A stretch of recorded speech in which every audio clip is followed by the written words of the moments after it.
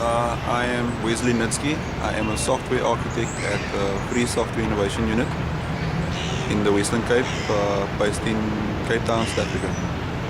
And tell me a little bit about your community you're working with, Wesley. Well, we developed some software for a particular problem that we are facing in the Western Cape. We have the scourge of drug advice. We've got a big drug problem in the Western Cape. Yeah. So we came up with a couple of solutions to help these drug addicts and gangsters rehabilitate.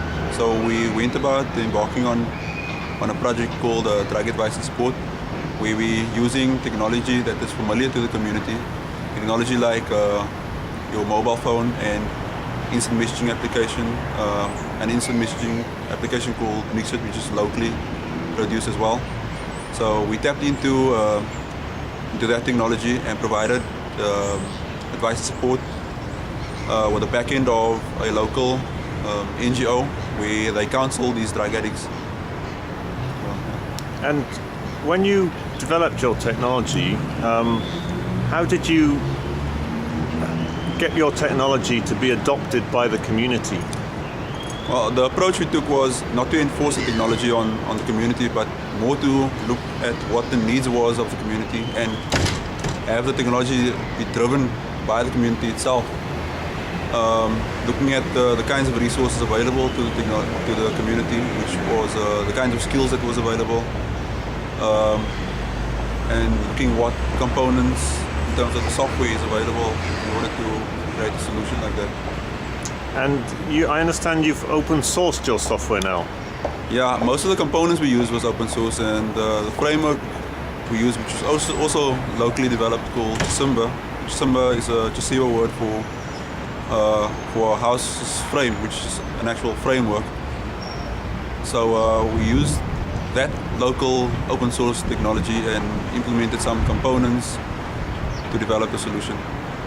And you're actively trying to share your solution with other communities around the world. Yeah, the application is open source, so that in itself is, the licensing is GPL, is under general public license. So it's available for free, and also you can do what you please. You can change it, make it available for your local community, depending on the needs of the community. And which other communities have you engaged with so far? We are mostly working on the Cape Flats community in Bridgetown, but we have our clientele, our user base has expanded to the rest of South Africa. We've got a couple of people from the Eastern Cape, from Uppington region, also Gauteng region as well, expanded into KwaZulu-Natal. But so far most of it is still in the Western Cape. And you've heard this morning a little bit about the Betavine social exchange.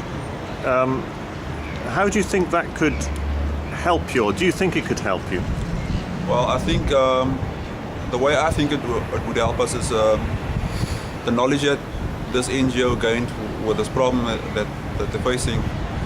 If those ideas could be shared with other communities that are facing similar or even different problems, but yet they have the technology and the components available to them and used in a particular way, and then kind of collaborate and share how they use it, how it was implemented, and kind of come up with new solutions with this collaborative sharing of information.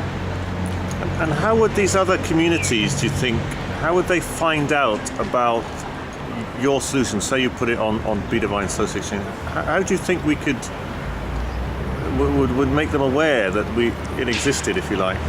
Well, I think the Betavine, the tool itself, the way I see it is more of a collaborative tool. So putting your tool up there becomes kind of a marketing for your tool, and other people would then tap into and see how your project has gone about implementing certain things for the problem that it's facing. So it's collaborative with a bit of social networking in between. Great. Thank you. Thanks.